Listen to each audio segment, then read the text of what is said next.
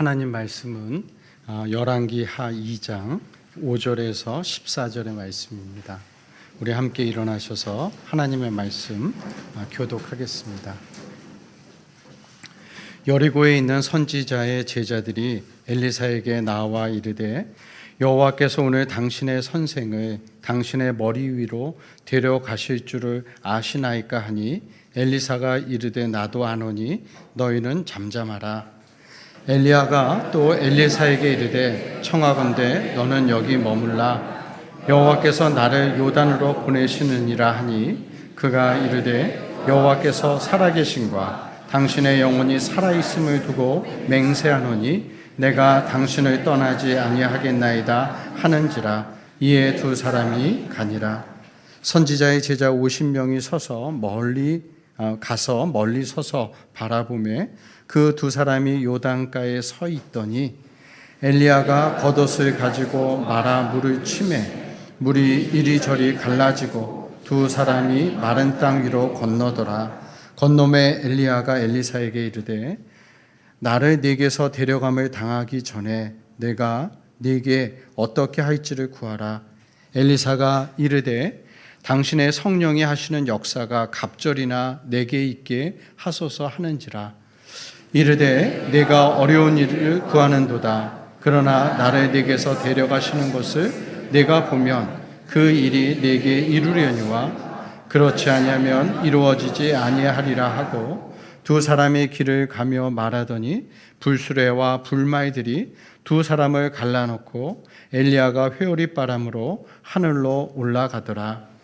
엘리사가 보고 소리 지르되 내 아버지여 내 아버지여 이스라엘의 병고와 그 마병이여 하더니 다시 보이지 아니하는지라. 이에 엘리사가 자기 옷을 잡고 둘로 찢고 엘리야의 몸에서 떨어진 겉옷을 주워 가지고 돌아와 요단 언덕에 서서 엘리야의 몸에서 떨어진 그의 겉옷을 가지고 물을 치며 이르되 엘리야의 하나님 여호와는 어디 계시니까 하고 그도 물을 치며 물이 이리저리 갈라지고 엘리야가 건너니라. 아멘.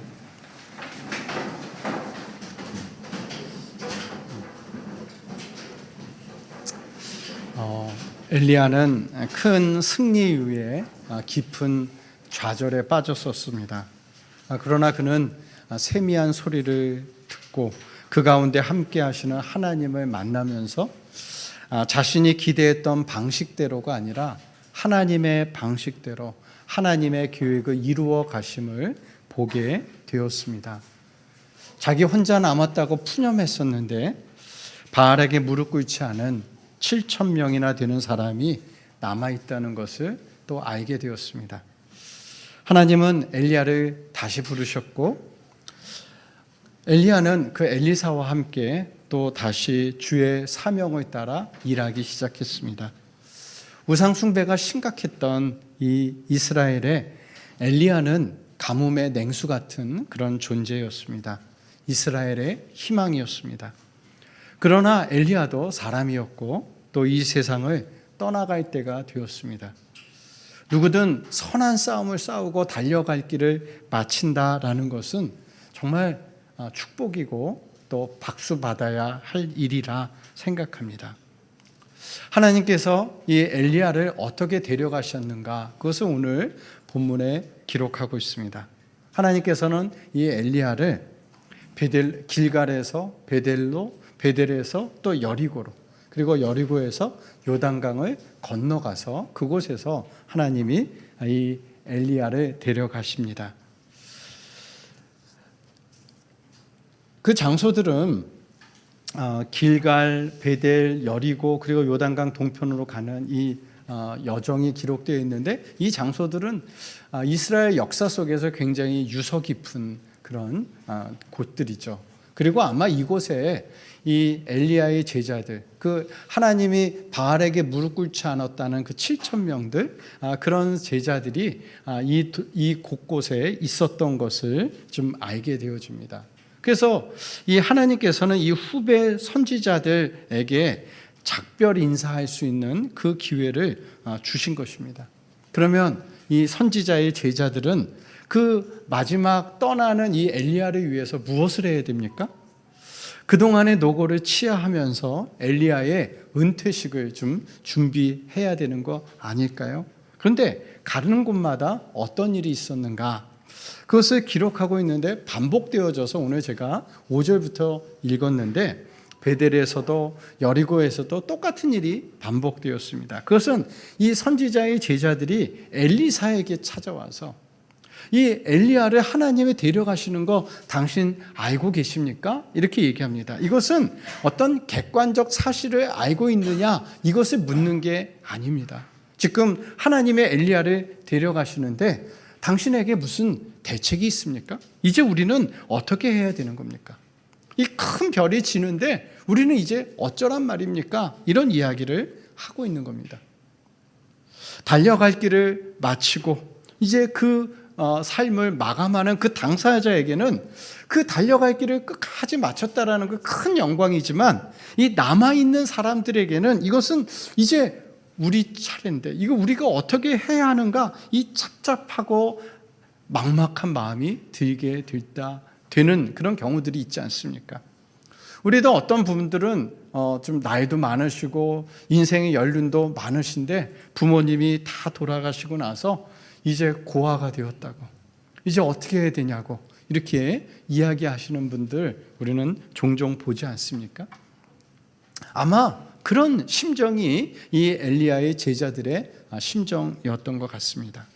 엘리야와 같은 큰 별이 지는데 이 제자들은 이제 어떻게 해야 하는가 그 우려와 이 착잡한 심정을 가지고 엘리사에게 이야기했던 것이죠. 근데 이 엘리사는 나도 안다. 너무 그런데 호들갑 떨지 말고 잠잠하라 이런 이야기를 합니다. 이 호들갑 떤다고 이게 해결된 문제가 아니기 때문입니다. 그렇다고 엘리사에게 무슨 뾰족한 방법이 있어서 뾰족한 수가 있어서 그렇게 말하는 것이 아니죠. 나도 똑같은 마음인데 마찬가지인데 그렇다고 뭘 하겠는가? 좀 잠잠히 하나님의 뜻을 구하고 기다리자 이런 이야기를 지금 다른 제자들에게 하고 있는 것입니다. 지도자 한 사람의 영향력은 굉장히 크고 중요합니다. 그러나 그 한 사람을 통해서 하나님의 일이 다 이루어지는 것이 아니죠. 그렇기 때문에 또 그 한 사람의 성과가 그 당대에 다 나타나는 것도 아니기 때문에 이 지도자의 계승은 중요하다는 겁니다. 이 사회 지도자뿐만이 아니라 이 교회의 지도자의 계승도 참 중요하죠. 그래서 교회가 이 목회자가 변동되어지면서 휘청휘청하는 경우들도 우리가 종종 보지 않습니까? 그런데 이것은 단순히 목사만의 문제도 아닙니다. 오늘 우리가 우리 세대, 다음 세대가 어떤 그런 영적인 계승이 이루어지는가, 우리의 믿음이 이 우리 다음 세대에 어떻게 이어지는가, 이것과도 관련이 깊은 이야기입니다. 근데 이 엘리사는 무엇을 얘기하고 있냐면 하나님의 뜻을 구하자라는 겁니다. 잠잠히 하나님의 일하심을 보자라고 이야기하고 있습니다. 오늘 말씀에 이 엘리야와 엘리사의 계승을 이야기하고 있는데 이 내용이 우리에게 어떤 가르침을 허락하시는지 또 함께 살펴보는 시간 되었으면 좋겠습니다. 엘리야와 엘리사가 길갈에서도 베델에서도 또 여리고를 이렇게 각 곳을 거치면서 각 곳에서 어떤 일이 있었는지는 기록하고 있지 않습니다. 단지 그 선지자의 제자들의 우려와 그리고 엘리야와 엘리사의 그 대화의 내용이 반복적으로 기록되어 있습니다. 2절과 4절과 6절에 똑같은 내용이 가는 곳마다 일어나고 있죠. 그런데 이 엘리야는 가는 곳마다 엘리사에게 뭐라고 얘기합니까? 너는 여기 머물라 이렇게 얘기합니다. 이제 그만 따라다니고 너는 여기 머물러라. 나를 하나님께서 다음 장소로 보내시니까 나는 갈 테니 너는 여기 있으라 이렇게 얘기합니다. 왜 이 엘리야는 엘리사를 띄워놓으려 하는 것입니까? 정확히 알 수는 없지만 이 엘리사는 엘리야의 부르심을 받은 이후 여태까지 지금까지 이 엘리야를 따라다녔습니다. 그리고 수종 들었습니다. 근데 이 엘리야는 이제 하나님 나라에 데려가시니 이제 더 이상 나 따라다니지 말고 너 스스로 하나님의 인도함을 받고 너 스스로 일하라 라는 그런 의미로 따라오지 말라라고 이야기한 것 같습니다. 그러나 엘리사의 생각은 달랐죠. 이 엘리야는 아직 자기가 충분히 준비되지 않았다. 그래서 절박했습니다. 이스라엘의 우상 숭배는 여전히 극심했습니다. 그동안 엘리야가 이렇게 일을 했는데도 불구하고 엘리야가 이렇게 사역했음에도 불구하고 여전히 이 나라는 갈 길이 멀고 죄로 어두워 있는 이 세상 속에서 자기만 덜렁 남는다 이런 생각이 드니까 정말 이 엘리사의 입장에서도 자기가 할 수 있는 것은 그저 그냥 끝까지 이 엘리야를 따라가는 것, 그것밖에 없다 생각했던 것 같습니다. 그래서 엘리야와 끝까지 동행합니다. 가는 곳마다 엘리야는 떨어뜨리려고 하고 엘리사는 끝까지 부여잡으면서 이 요단강을 건너게 되어집니다. 이 요단강을 건넜을 때 엘리야가 또 이야기합니다. 그래, 여기까지 따라왔는데 네가 원하는 게 뭐냐라고 이야기했습니다. 그러자 엘리사가 요구한 것이 있죠. 이 당신의 성령이 하시는 역사가 갑절이나 내게 임하기를 원합니다. 내게 그것을 허락하소서라는 것이었습니다. 이 말은 우리가 이 엘리사가 욕심이 많구나, 그냥 엘리야보다 2배로 큰 인물이 되고 싶구나, 이렇게 이해하시면 안 되는 거죠. 물론 이 갑절이라는 의미를 우리가 생각하는 것처럼 정말 2배라는 의미보다 다른 의미로 해석하기도 합니다. 그것은 이 당시에 이스라엘에서는 장자에게 두목을 주었습니다.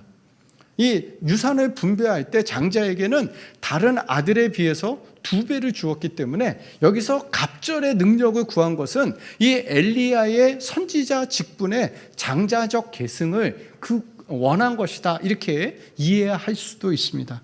그러나 저는 이 엘리야가 정말 갑절의 은혜를, 갑절의 능력을 구했다라고 생각합니다. 그것은 그에게 더 많은 능력이 있어야 한다라는 어떤 자기 욕심적인 것이 아니라 그 시대가 그만큼 절박했기 때문에, 그 시대가 그만큼 악했기 때문에 그 간절함의 표현이 2배를 원한다, 2배나 허락해 주십시오라고 말한 것이라고 생각합니다.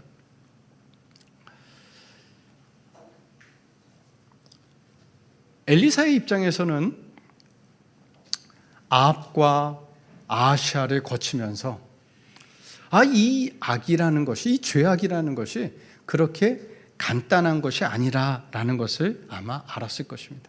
악이 얼마나 강력한지를 보았던 것 같습니다. 왜냐하면 아합이 죽었는데 그 아하시아에 의해서 그 이후에도 계속해서 이 똑같은 더 강력한 죄들이, 범죄가 일어나는 걸 보면서 그렇게 간단한 문제가 아니라는 것을 이 엘리사는 알았습니다. 갈멜산 전투에서 졌지만 무너지지 않았죠. 850명의 바알의 선지자가 죽었지만 사라지지 않았습니다. 죄는 이처럼 끈질기고 우리 삶 깊이 이미 뿌리 내리고 있었습니다. 이 이스라엘의 우상 숭배는 백성들의 마음에 깊이 자리 잡고 있었습니다. 이런 시대에서 일하기 위해서는, 이런 악한 시대에서 일하기 위해서는 정말 갑절의 능력이 필요하다 생각한 것이죠. 성령의 역사가 아니고는 이 세상의 악에 맞설 수 없습니다. 이 부족한 엘리사는 자신이 부족하다는 걸 알았기 때문에 그래서 갑절의 능력을 원하는 것이죠. 내가 이 사역을 감당하기 위해서는 하나님의 갑절의 능력이 필요합니다. 그것을 엘리사는 그래서 이 간절함의 표현으로 갑절을 원했다라고 볼 수 있습니다. 우리 시대는 어떻습니까? 우리 시대도 가만히 보면 점점 악해져 가고 있습니다. 죄가 점점 교묘해지고 있습니다. 결코 이 악의 세력은 줄어들 것이라고 그렇게 낭만적으로 예측할 수가 없습니다. 죄는 더 교묘해질 것입니다. 이 죄는 한 번, 2번 실패했다고 결코 포기하지 않습니다. 주님이 다시 오셔야만, 주님이 다시 오셔서 이 악의 세력을 멸할 때까지 이 악은 끝까지 발악할 것입니다. 우리는 이런 시대를 살아가게 될 것인데 우리 마음에 이 간절함이, 이런 엘리사와 같은 간절함이 우리에게 있는가? 이것을 우리는 좀 돌아봐야 됩니다. 하나님, 엘리야도 어려웠는데 우리가 어떻게 하겠습니까? 우리의 힘으로는 안 됩니다. 할 만큼 해도 별로 티도 나지 않습니다. 이렇게 얘기하면서 우리가 물러서야 하느냐라는 것입니다. 엘리사처럼 이 간절함으로 이 갑절의 능력을 구하며 하나님 함께 해 주십시오. 이제는 우리의 차례입니다. 이제는 우리의 세대, 우리 차례입니다. 우리 믿음의 선배의 뒤를 이어서 우리가 감당해야 될 텐데 그 선배들의 능력보다 갑절의 은혜를 주셔야 이 갑절로 악해진 이 세상 속에서 우리 일하지 않겠습니까? 하나님, 갑절의 능력을 주옵소서. 우리의 마음속에 이런 간절함이 있고 이런 기도가 우리에게 필요하다라는 것입니다. 끝까지 주님과 동행하시고, 그래서 더 큰 주의 은혜를 간구하며 주의 일에 힘쓰는 우리 성도님들 되시기를 축복합니다. 이 엘리야는 끝까지 자신과 동행하는 이 엘리사와 함께 요단강을 건넜습니다.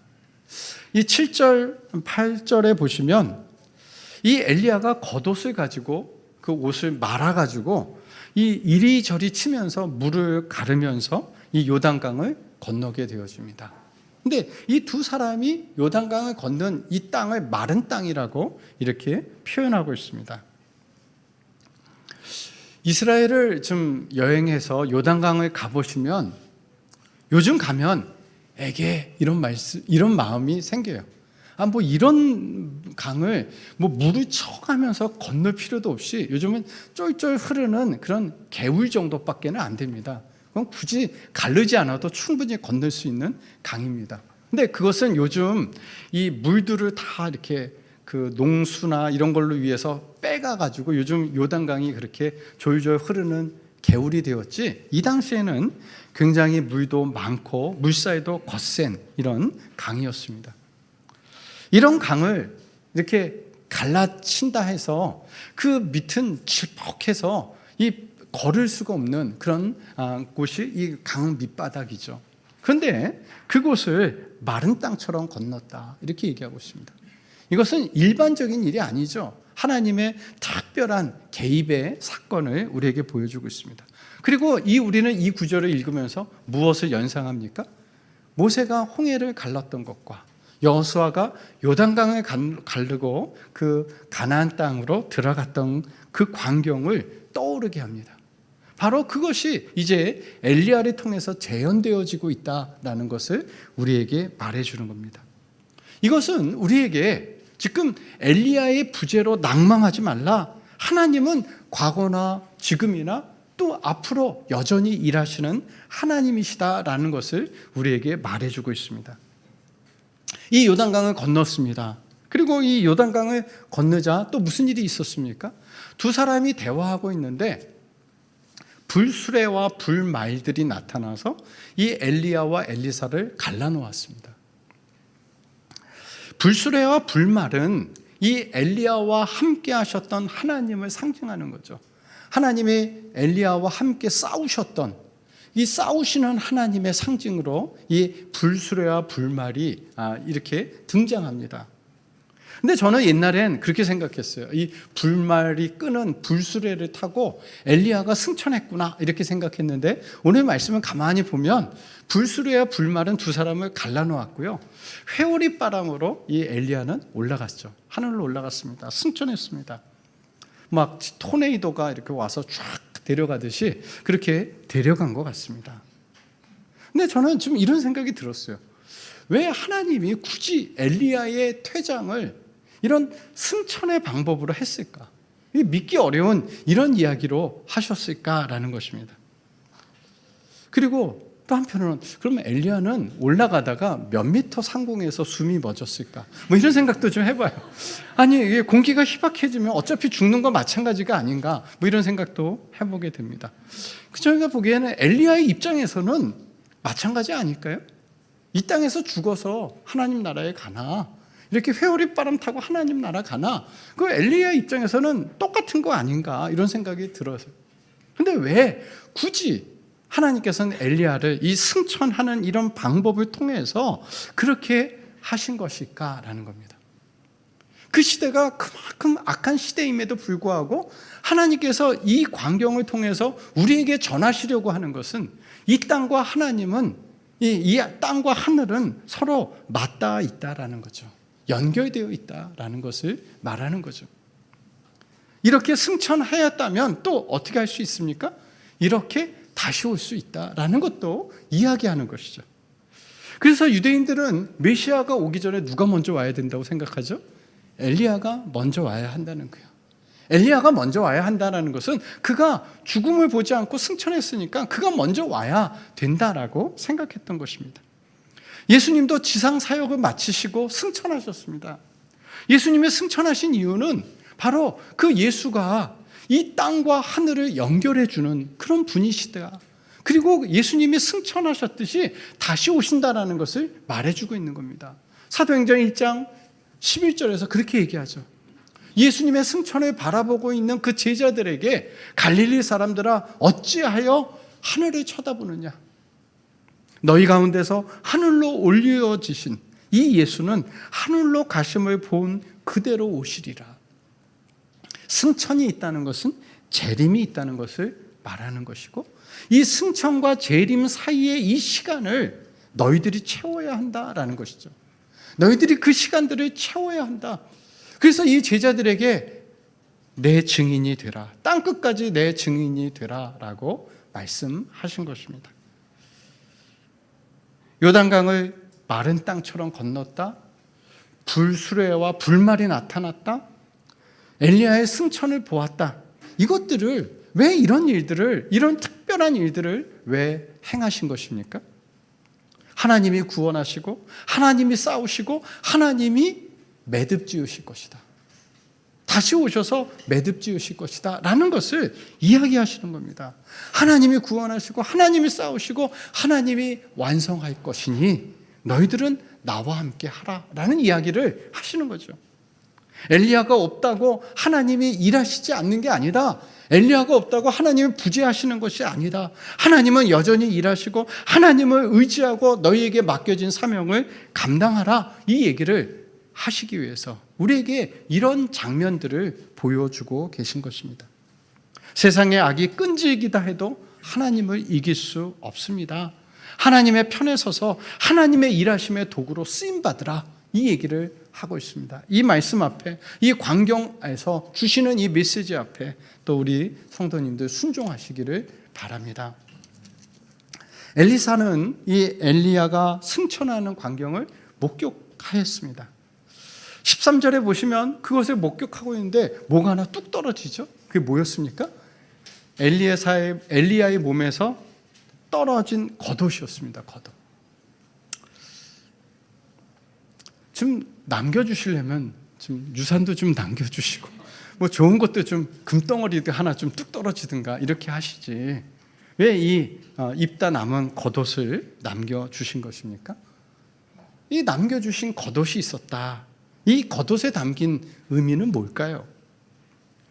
처음에 엘리야가 엘리사를 부를 때도 어떻게 불렀죠? 우리 열왕기상 19장에 보시면 이 엘리야가 엘리사를 부를 때도 겉옷을 던졌습니다.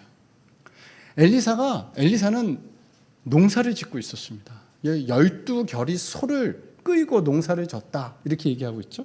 이 겨릿은 이 멍에를 2마리의 소가 함께 매기 때문에 이 2마리의 소를 한 겨릿이라고 불렀습니다. 그러니까 12겨릿 소를 가지고 농사를 지었으니까 소 몇 마리, 24마리로 농사를 졌다는 거예요. 그러니까 엘리사가 굉장히 분홍이었다는 거죠.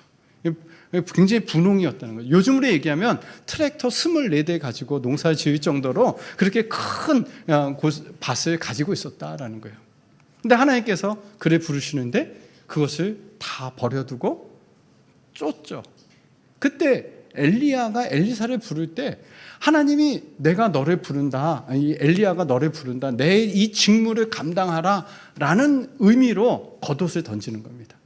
이 겉옷은 그런 면에서 보면 그의 직무를 상징하는 거예요. 그의 직분을 상징하는, 그 지위를 상징하는 게 겉옷이었습니다.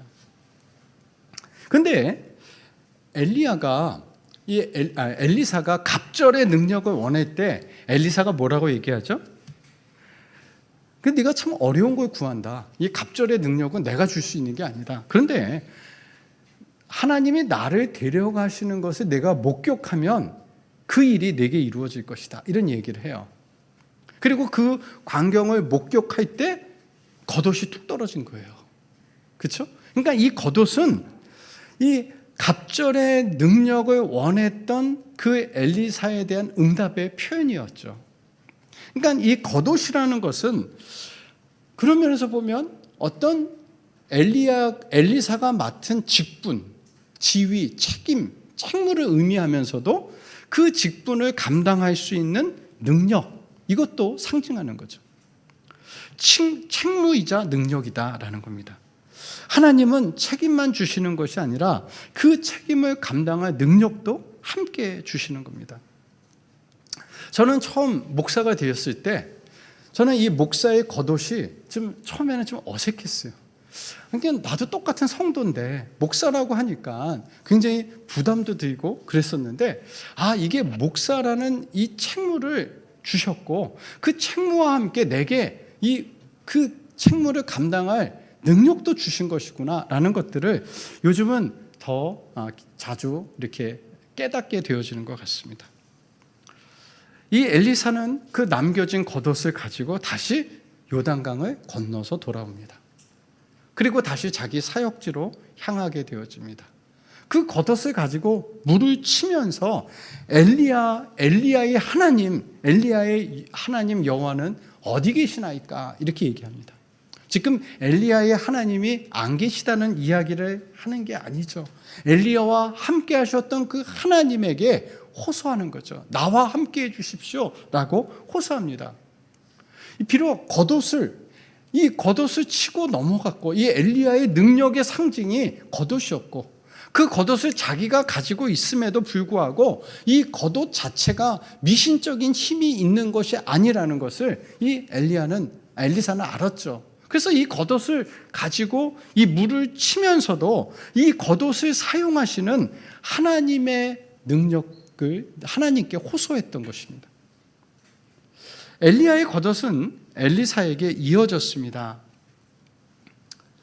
이것은 사람들은 계속 교체되고 사라지지만 하나님의 역사는 끊어지지 않고 면면이 이어진다는 것을 우리에게 말하고 있는 것입니다. 사랑하는 우리 마중물 성도님들, 어떤 옷을 입고 계십니까? 하나님께서 어떤 옷을 허락해 주셨습니까?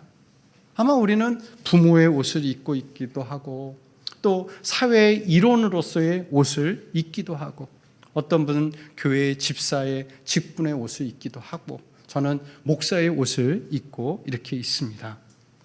말씀드렸던 것처럼 그 옷이 내게 좀 거북하게 느껴질 수도 있고 아니면 그 옷을 입고 마음껏 하나님 원하시지도 않는 곳에 가서도 막 이렇게 물을 치며 매우 쳐라 이렇게 할 수도 있습니다. 내게 걸맞는 능력도 주셨고 그 직무에 걸맞는 능력도 내게 주셨음을 믿고 우리는 그 직분을 사용해야 됩니다. 그 능력을 사용해야 됩니다. 겉옷으로 여러분에게 허락하신 그 겉옷으로 물을 치십시오. 우리에게 맡기신 그 직무를 수행하려고 하는데 그것을 가로막는 그런 물줄기가 있다면 하나님이 주신 그 직분의 능력을 가지고 그것을 극복해 가라라는 이야기를 하고 있는 것입니다. 겉옷을 주셨는데 사용하지 않으면 직무유기입니다. 그런데 그 겉옷을 직무가 아닌 다른 것에 사용하면 권한 남용이죠. 우리에게 주신 이 겉옷이 쓰여져야 한다는 것입니다. 그리고 올바로 사용되어야 한다는 것을 말하고 있습니다. 각자에게 주신 것이 무엇인지를 또 묵상하고 그것을 정말 적극적으로 그리고 바르게 사용하시는 우리 성도님들 되시기를 바랍니다. 엘리야와 이 엘리사의 동행은 이제 엘리사와 또 다른 사람의 동행으로 이어져 계속되어집니다. 우리는 이 이전보다 더 큰 위기의 시대를 살고 있습니다. 거대한 악과 또 이 세상의 환경의 파괴로 인한 어려움 속에 우리는 직면해 있습니다. 그런 거대한 악 앞에 또 이 환경의 이런 파괴들 앞에서 우리의 역량은 매우 미미합니다. 우리의 힘으로 뭘 할 수 있겠습니까? 그래서 우리는 잠잠히 하나님을 바라보아야 합니다. 그리고 성령께 갑절의 능력으로 함께해 주시기를 간구해야 됩니다. 내게 주신 겉옷을 사용해서 이 거대한 세속의 물살을 가르고 또 다음 세대에게 이 겉옷이 이어질 수 있도록 우리는 일해야 합니다. 우리의 자녀들이, 이 교회 학교의 학생들이 엘리사 같은 다음 세대로 세워질 수 있도록 우리는 기도하고 또 그 영적 유산들을 물려줄 수 있는 우리 되기를 소망합니다. 우리의 겉옷이 더럽혀지지 않고 그렇게 사용되어질 수 있도록 우리의 이 사역이, 우리의 이 신앙이 우리 때에서 끊어지지 않고 계속 더 이어져서 하나님께서 갑절로 사용하실 수 있도록 힘써 우리의 맡겨진 자리에서 충성을 다하시는 우리 성도님들 되시기를 축복합니다. 기도하겠습니다. 하나님, 오늘 이 엘리야와 엘리사의 그 계승의 모습을 통해서 참으로 우리에게 말씀해 주신 그 의미들이 오늘 우리 시대 가운데 적용되어지고 또 우리가 그렇게 엘리사처럼 쓰여질 수 있도록 인도하여 주시옵소서. 예수님의 이름으로 기도합니다. 아멘. 찬송 440